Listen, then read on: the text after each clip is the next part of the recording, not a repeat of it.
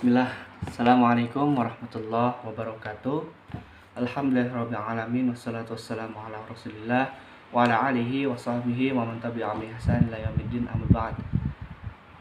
Puji syukur kehadiran Allah Subhanahu wa taala yang telah kita melihat dari kenikmatan yang Allah yang berikan, rezeki maupun apapun itu, sehingga kita bisa merasakan dan bisa menikmatinya. Salawat serta salam kita junjungkan kepada Nabi kita, Nabi Muhammad SAW, berserta pada kerabatnya, sahabatnya, dan pengikutnya hingga akhir zaman. Baik, sebelum saya membawakan pidato singkat, saya akan memperkenalkan diri dulu.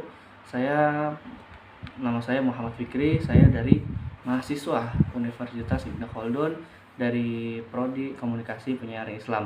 Dan alhamdulillah saya sudah menginjak di semester 3 kali ini. Baik, di video kali ini saya akan menjelaskan pidato singkat yang dimana pada tema yang saya angkat ini mungkin di kalangan kita tidak asing atau tidak bisa merasakan, tapi merasakannya itu ditunggu sampai ia bisa bercerita. Maksudnya apa? Yaitu terkadang kita mempunyai kegiatan di mana kegiatan itu sesuatu yang sulit. Nah, dengan dia menjalankan alurnya, yaitu melewati rintangan-rintangan kesulitan.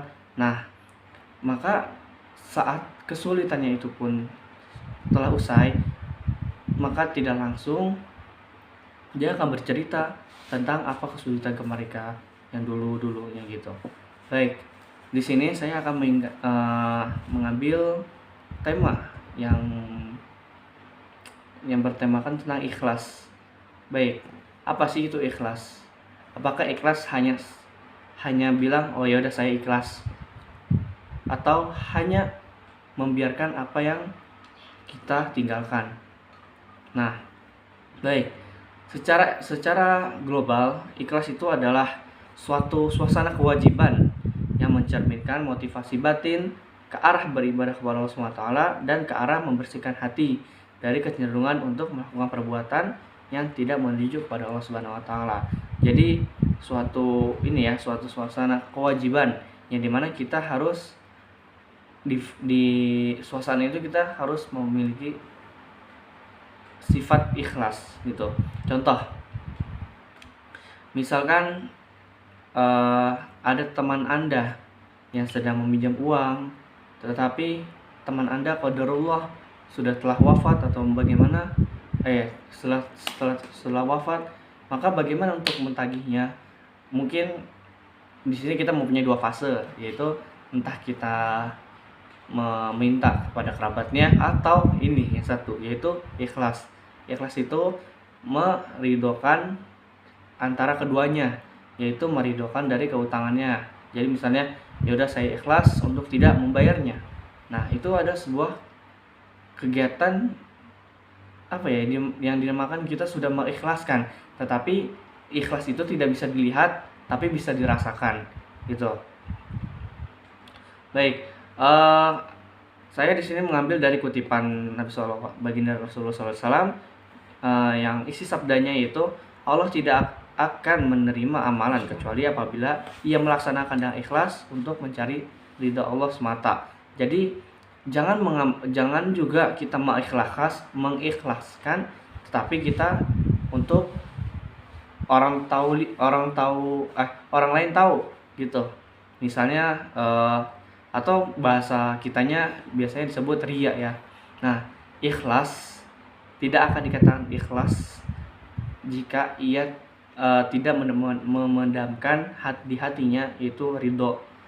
Karena apa? Ikhlas itu secara kita akal itu, secara kita ketahui dengan akal, ikhlas itu meninggalkan dengan tidak terbebani, ya, dalam arti kita mengikhlaskan sesuatu sehingga sesuatu itu menjadi tidak kepikiran dalam beban kita. Oke. Maka dari itu, walaupun kita selalu kadang mempunyai rasa tidak ikhlas ataupun mempunyai rasa ikhlas tapi tidak bisa mengikhlaskan di hati, kadang gini, kita kita bisa ikhlas tapi di hati itu tidak bisa ikhlas. Nah, itu bagaimana solusinya? Nah, solusinya kita kembali ke akal, yaitu bagaimana kita memprinsipkan ikhlas itu menjadi ada di hati kita gitu. Jadi seolah-olah jangan hanya ikhlas tetapi hatinya pun tidak ikhlas, itu sama saja, dan biasanya yang kita tadi sebutkan tidak ada keriduannya gitu. Bisa kita mengatakan ikhlas di mulut tapi tidak bisa mengikhlaskan di hati gitu. Baik, mungkin itu saja yang bisa saya sampaikan. Maka kesimpulannya, saya menyimpulkan dari guru saya saat SMA itu, bagaimana sih belajar ikhlas? Yaitu permisalannya ya, saat kita saat akan membuang air ke toilet.